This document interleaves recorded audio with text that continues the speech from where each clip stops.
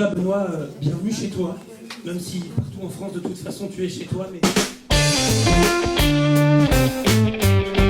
Benoît est né pas très loin d'ici, à Saint-Renon, et Benoît a commencé à militer à la fac à Brest. Donc c'était pour nous très important que ça commence en Finistère ou que ça passe par le Finistère. Avec Chantal Guittet, avec Emmanuel Bénard, avec beaucoup d'autres, faire campagne à Brest et aux alentours, parce qu'on va quand même aller à Bodilly, à Landerneau, donc on va tourner. Je referai un déplacement plus sur des questions régaliennes et de défense le 27, notamment à l'île Longue, où on va adresser la question de la dissuasion nucléaire et des forces océaniques, qui assure aujourd'hui le bouclier nucléaire français. Donc c'est aussi une des raisons de ma venue à Brest, et puis entre les deux, il y a la famille, les fêtes et... Donc aujourd'hui on a commencé par aller rendre visite à l'ADES, donc la DESS, donc l'association de développement de l'économie sociale et solidaire. Donc là ça a été vraiment l'occasion de rencontrer des acteurs de l'ESS sur le territoire et donc d'échanger un peu sur leurs problématiques mais aussi sur leurs projets qui là sont quand même fortement créateurs d'emplois et d'activités. Je suis Armelle Prigent-Lemété, je suis administratrice au pôle de développement de l'ESS du Pays de Brest, donc, qui est l'association de promotion et de développement de l'économie sociale et solidaire sur les 7 communautés du Pays de Brest. Bon, alors c'est vrai que Benoît Hamon ayant fait voter la loi sur l'ESS en 2014, on parlait à quelqu'un qui connaissait bien le sujet, mais ce qui est intéressant au moment comme ça des élections, c'est de mobiliser les élus et de leur expliquer ce que c'est l'économie sociale et solidaire, l'importance de l'emploi en économie sociale et solidaire, parce que souvent c'est un sujet qui est occulté, on a l'impression que ça représente très peu de choses, que c'est des petits babacools qui font leur truc de leur côté. Or, l'économie sociale et solidaire, c'est 15% des emplois dans le Pays de Brest. Donc pour nous, l'enjeu, c'est de montrer l'importance de l'ESS aux élus, aux candidats, pour espérer qu'ils mettent de l'ESS dans leur programme. Et qui vont pouvoir en fait créer leur coopérative et vivre l'expérience de l'entrepreneuriat, mais de manière accompagnée bien sûr, avec des ressources de formation, d'accompagnement, pour tester aussi qu'est-ce qu'on pourrait créer comme activité sur le quartier ou sur la ville, par ces populations-là, donc qui sont en général éloignées donc de l'emploi, c'est sûr, mais aussi de la création d'emplois. Alors ce matin, on a abordé d'abord un peu les difficultés, effectivement, au changement d'échelle que la loi sur l'économie sociale et solidaire avait souhaité il y a 2 ans, en disant il faut que l'économie sociale et solidaire change d'échelle. C'est vrai on sent qu'on est en développement, mais on a quand même encore des blocages, et donc on a beaucoup échangé sur les enjeux de financement. Le problème de financement des organismes de l'ESS qui, de par leur modèle un peu hybride et un petit peu différent, ne sont pas toujours reconnus par le système d'accompagnement d'entreprises et financiers classiques. Donc comment développer des nouveaux fonds, des nouveaux outils financiers pour permettre aux entreprises de l'ESS de trouver moyen de se développer. On a parlé aussi des enjeux de secteur, notamment... l'enjeu, justement, ici on est dans le quartier de Bellevue, donc comment on peut intégrer l'économie sociale et solidaire plus au cœur des quartiers, auprès des jeunes, auprès des populations, qui peuvent reprendre en main leur destinée, on va dire, en créant des coopératives. Donc on a échangé aussi sur les moyens d'investir le citoyen plus dans l'économie, quoi. Moi, j'ai fixé un objectif dans mon projet, que la part de l'économie sociale et solidaire dans le PIB soit portée de 10 à 20%.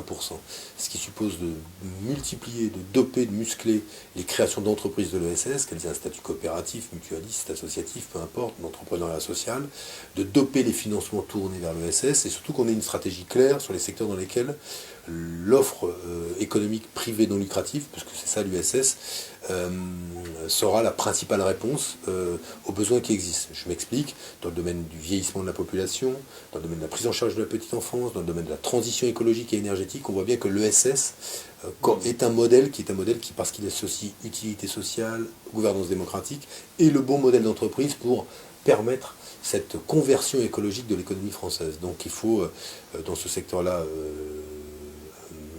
faciliter le changement d'échelle. C'était un des sujets dont j'ai parlé avec les acteurs de l'ESS brestois, finistériens et bretons. On a cherché aussi à profiter, à optimiser au mieux des moyens humains et matériels. Et on a développé toute une gamme de bagagerie. Oui, c'est ce que je à partir de bâches publicitaires aussi. Georges Pellen, président de l'association Sato-Relais. Sato-Relais porte plusieurs dispositifs d'insertion par l'activité économique, dont aussi en plus nous nous trouvons. On a apprécié effectivement ce contact avec Benoît Hamon ce matin, qui permettait peut-être deux choses. La première, c'était de revaloriser dans le champ de l'économie sociale et solidaire les activités d'insertion, en mettant l'accent effectivement sur l'innovation sociale. Parce qu'aujourd'hui, penser l'emploi de personnes en rupture ou très éloignées de l'emploi amène effectivement à innover, trouver des créneaux porteurs pour des personnes fragilisées face à l'emploi. Et que les activités supports que nous proposons au travers de nos outils d'insertion permettent effectivement de créer les conditions du retour à l'emploi. Et on sait que par rapport à cela, en fonction des contextes économiques, il nous appartient effectivement d'agir et d'innover. Je pense que Benoît Hamon a été sensible au fait que l'innovation, elle fait partie d'un entrepreneuriat social et solidaire et qu'il convient de le soutenir. Voilà, et c'est là l'enjeu politique.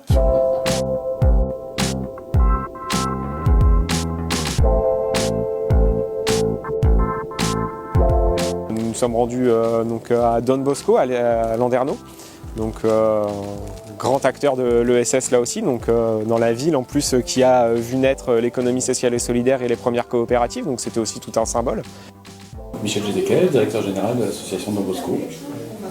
Et du coup, nous, quand le comité de soutien de Benoît Hamon nous a sollicité, on a répondu tout à fait favorablement, comme on répond d'ailleurs généralement à ce type de demande, quelle que soit la couleur du candidat, parce que pour nous, c'est du débat citoyen, c'est important de pouvoir échanger sur les projets, les enjeux, et notamment Benoît Hamon qui, quand même, est un personnage important pour nous, c'est le père de la loi sur l'ESS. Nous sommes des acteurs engagés dans l'économie sociale et solidaire, donc on est intéressés pour pouvoir entendre les projets qu'il mène dans la promotion de l'économie sociale et solidaire. C'est aussi la question qu'il porte du revenu universel, nous qui prenons en compte et en accompagnement des personnes vulnérables, en situation de pauvreté, comment ce revenu universel peut être une réponse et nous aider. Après, nous, ce qu'on attendrait un peu d'un candidat, ce qu'on mesure, nous, c'est notre difficulté à être, dans une entreprise associative comme la nôtre, c'est notre capacité d'initiative. Comment on peut retrouver de la capacité d'initiative quand, face à des fonds publics qui sont en baisse, on est un petit peu réduit à la dimension de sous-traitant, aussi par le principe des appels d'offres, etc. Et donc nous, on voudrait pouvoir retrouver de l'initiative. Donc ça passe par des mesures qui permettent à des organisations comme les nôtres de se constituer des fonds propres, etc. Enfin voilà, il y a quelque chose à faire du côté de la reconnaissance de l'association comme en capacité d'entreprendre.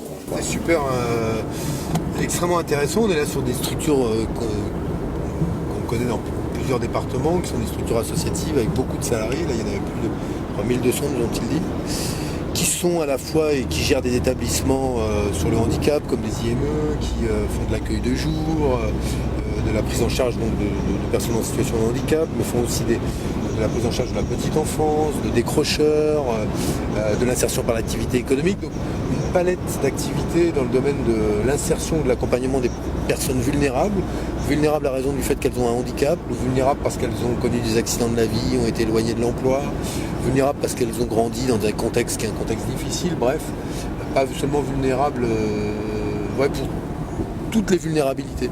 Et donc c'est assez intéressant parce que ces gens sont en première ligne pour faire face justement à la demande de solidarité, à la demande de soins, à la demande de bienveillance qu'une toute société moderne doit avoir vis-à-vis des personnes les plus faibles. Voilà. Donc on a parlé financement, on a parlé politique de soins, on a parlé développement du modèle associatif, bref, tout ce qui fait le quotidien de ces gens. Donc moi je considère qu'ils remplissent une vraie mission de service public, même si c'est pas un service public. Ensuite on s'est rendu à Baudilis, où Benoît Hamon a déjeuné avec des syndicalistes de l'agroalimentaire. Je pense que c'était important qu'il rencontre des syndicalistes de l'agroalimentaire parce que c'est un secteur qui est à la fois en difficulté mais qui concerne aussi énormément d'emplois en Bretagne. Et donc c'était important d'aller échanger avec eux, échanger sur leurs difficultés et sur aussi la façon dont on peut pérenniser la filière agroalimentaire en Bretagne.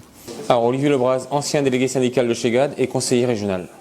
On a échangé sur le fait que dans l'agroalimentaire, il n'y a eu aucune anticipation sur les grands plans de licenciement. Donc personne d'entre nous n'était capable d'annoncer ce genre de plan alors que c'est un des poumons économiques de la Bretagne. Et ensuite, on a échangé sur un point qui est pour moi important, c'est le reclassement des salariés qui, malgré tout, pour moi, est pas si bon que ça. Et surtout sur les chiffres où c'est les CDI qui sont pris en compte. Et les CDI depuis 6 mois aussi, et pour moi, on devrait prendre en compte que les CDI. Et aussi sur le fait que pour moi, les reclassements devraient être faits par Pôle emploi et par des boîtes privées qui, à mon goût, viennent se faire de l'argent sur la misère des gens. Alors, je suis Corinne Nicole, je suis salariée de l'agroalimentaire, je travaille chez Sapco, Bretagne, à Guernesca.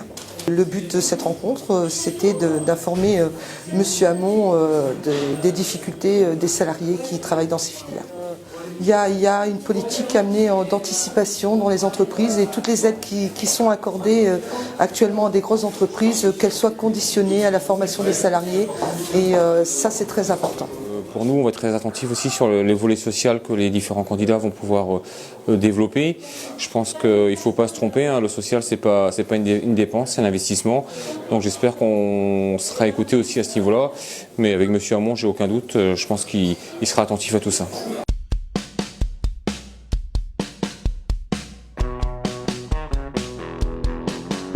Et donc là maintenant, nous sommes à la SNSM. C'est aussi quelque chose d'intéressant, c'est aller rendre visite à des bénévoles qui donnent leur temps pour aller secourir des personnes en mer qui assurent la sécurité des plaisanciers. Donc c'était important pour nous de venir ici, leur rendre visite, parce qu'on le dira assez peu souvent, mais voilà, le personnel de la SNSM, ce sont des bénévoles, donc c'était important aussi de valoriser leur action. Et là maintenant, nous allons partir sur Brest, où Benoît Hamon va aller à la librairie Dialogue, donc rendre visite à des libraires indépendants.